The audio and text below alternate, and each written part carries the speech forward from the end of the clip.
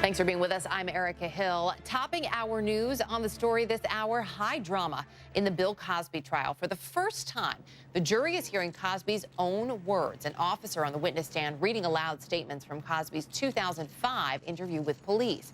Cosby has pleaded not guilty to charges of aggravated indecent assault. Jurors also hearing this week from accuser Andrea Constand's mother, who testified she spent 2 hours on the phone with Cosby after her daughter told her about the alleged sexual assault. Gianna Constand claims Cosby told her, quote, "It sounds perverted. I sound like a perverted person." On cross-examination, reports say the accuser's mother was defiant. Well, as the prosecution heads towards wrapping up its case, how did they fare? Did the defense make any key points before their case has even begun? What could we expect to hear? Joining us now for both sides, former prosecutor Nicole DeBorde and criminal defense attorney and CNN legal analyst Danny Savalas, both joining us on the story. Great to have both of you with us. Nicole, we should point out to you have prosecuted sex crimes cases. Do a little armchair quarterbacking for us, if you could, on this one. Based on what you've seen so far, is there anything you would have done differently as the prosecutor here? Not really. I mean, they've done a really good job of putting forward this complainant who has already had a civil lawsuit and has said some things that might have been different. And they've done a really good job of having her appear to be a very human individual who cares about making sure she's being honest. And I think they've done a really, really smooth job of presenting their case. Danny, when you look at this from the defense perspective, is there anything that has come out in this first week that, as a defense attorney, would maybe make you change the case that you're about to put on? No, I think everything in this case has been as expected. I mean, you have to deal with what we call the 404B evidence. That's the completely unrelated witness who came in and testified about a completely unrelated assault that was never proven. And there's really not much you can do about that as a defense attorney. You have to sort of sit there and take it.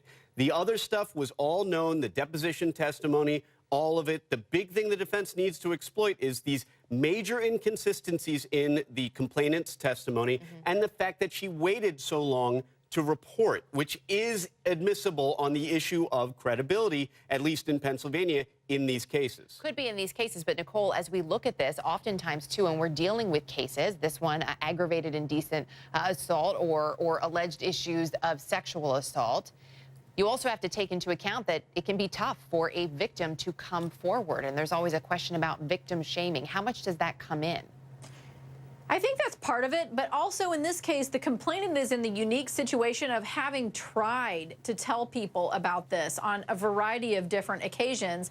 And in fact, when she was thwarted in her efforts to get law enforcement to do something, she's saying that I went ahead and did a civil lawsuit. And that's different than saying, okay, I did a civil lawsuit and now these claims have arisen and we now all have to go to criminal court to deal with those claims.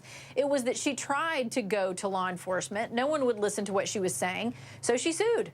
And I think that that fills up some of the time gap for the prosecution and may make it much easier for them to proceed on a very delayed case.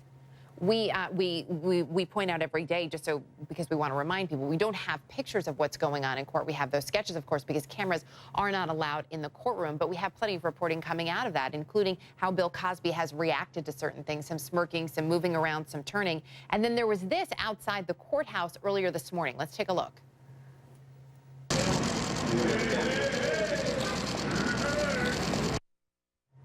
Danny, does that matter?